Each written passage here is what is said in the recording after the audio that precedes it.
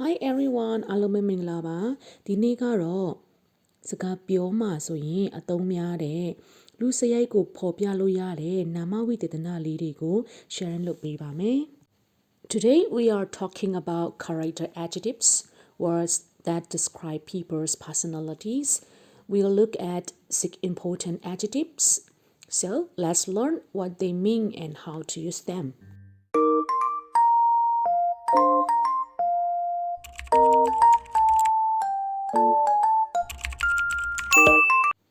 Okay, the first one is diligent. A person works very hard and doesn't give up easily. လုံလောက်ရိယာရှိတဲ့လူ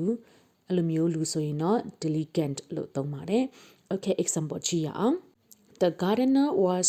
diligent, watering the plants every morning and carefully removing weeds to keep the garden healthy. ဥယျာဉ်မှူးကအရန်ကိုမှလုံလောက်ရိယာရှိတယ်သူကမနေ့တိုင်းဗန်းပင်တွေကိုအပင်ရေလောင်းတယ်ပြီးလို့ရှင်ပေါင်းမြက်တွေကိုလည်းရှင်းပေးပါတယ်တဲ့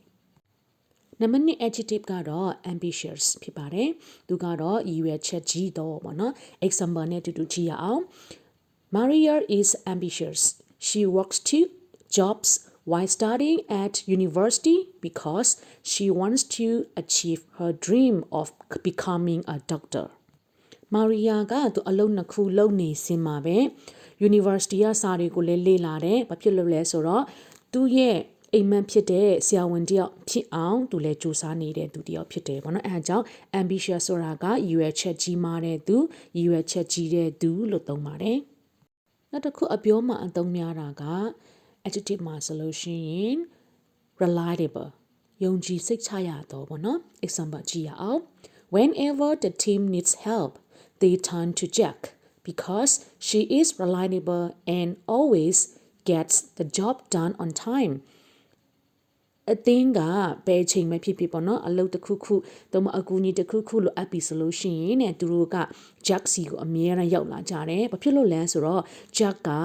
ယုံကြည်စိတ်ချရလူလည်းဖြစ်တယ်အမြဲတမ်းအလုပ်ကိုလည်းအချိန်မီပြီးတဲ့အတွက်ယုံကြည်စိတ်ချရတဲ့အတွက်လူတွေကသူ့စီလာတယ်အဲဆိုလူတယောက်ကယုံကြည်စိတ်ချလို့ရတယ်ဆိုလို့ရှိရင် reliable လို့သုံးပါတယ်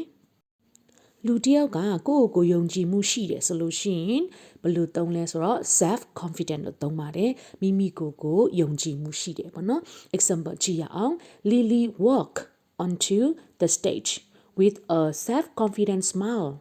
ready to perform in front of the large audience Lily ကလူတွေအများကြီးရဲ့ရှေ့မှာသူကတရုပ်ဆောင်ပြတယ်ပေါ့နော် ready ဆိုအစင်းသင်းဖြစ်တယ်ဒါပေမဲ့သူဘယ်လိုမျိုး stage ပေါ်မှာသူရှောက်တယ်လဲဆိုလို့ရှိရင် confidence ရှိနဲ့ကိုယုံကြည်မှုရှိနဲ့ကိုယုံကြည်မှုအပြည့်နဲ့ပေါ့နော်သူက symbol မှာရှောက်လန်းပါတယ်တဲ့ Okay how about you do you have self confidence နောက်တစ်ခုကကြတော့ sympathetic တနာကျင်နာတတ်တော့ဘောနော်လူတယောက်အပေါ်မှာတနာကျင်နာတတ်တယ်ဆိုလို့ရှိရင်အဲ့ဒီ sympathetic ဆိုတဲ့ adjective ကိုသုံးတယ် example ကြည့်ရအောင် when Ben's coworker was feeling stressed about a tight deadline he was sympathetic and offered to help with some of the work Ben ရဲ့လုပ်ဖို့ဂိုင်ဖက်တယောက်ကတက်လိုင်းနဲ့ပတ်သက်ပြီးတော့မှသူ stress ဖြစ်တယ်ပေါ့နော်စိတ်ခံစားချက်ကစိတ်ဖိစီးတဲ့အခါမှာသူတနာကျင်နာပြီးတော့မှသူ့ရဲ့ coworker ကိုသူအလုပ်တချို့ကူညီပေးခဲ့တယ်တဲ့ sympathetic တနာကျင်နာတတ်တော့ okay နောက်တစ်ခုကကြတော့ considerate ညာတာတတ်တော့ဗောနော်တစ်ဖက်သားကိုထည့်သွင်းစဉ်းစားပေးတယ်တနာညာတတ်တယ်ဆိုလို့ရှိရင် considerate လို့သုံးပါတယ်ဒီနေ့ရဲ့နောက်ဆုံး adjective ဖြစ်ပါတယ် example ကြည့်ရအောင် before playing music Jack asked his grandmother if the volume was too loud because he is always considerate of her comfort တချင်းတခုခုမဖွင့်ခင်ဂျက်ကအမြဲတမ်းသူ့ရဲ့အဖွားအမေလေးရှိတယ်အတန်အရန်ကျယ်နေလားပေါ့ဘာဖြစ်လို့လဲဆိုလို့ရှင်သူဟာသူ့အဖွားရဲ့တက်တောင့်တက်တာရှိမှုစိတ်ချမ်းသာမှုအမြဲတမ်းထက်သွက်ပြီးတော့မှစဉ်းစားတဲ့လူတစ်ယောက်ဖြစ်တဲ့အတွက်ဒီနေရာမှာ considerate ကတစ်ဖက်သားကိုထည့်သွင်းစဉ်းစားပေးတဲ့ညာတာတဲ့ဆိုတဲ့အဓိပ္ပာယ်ရောက်ပါတယ် ဒီနေ့လေးလာခဲ့တာကတော့လူတွေရဲ့စရိုက်ကိုဖော်ပြတဲ့နာမဝိသေသနလေးတွေဖြစ်ပါတယ်။အဲ့ဒီနာမဝိသေသနကိုရဲ့နေ့စဉ်အပြောမှာကောအရေးမှာပါပြန်ပြီးတော့မှထည့်သွင်းပြီးတော့မှလေ့လာပါပြောကြည့်ပါပြန်သုံးကြည့်ပါ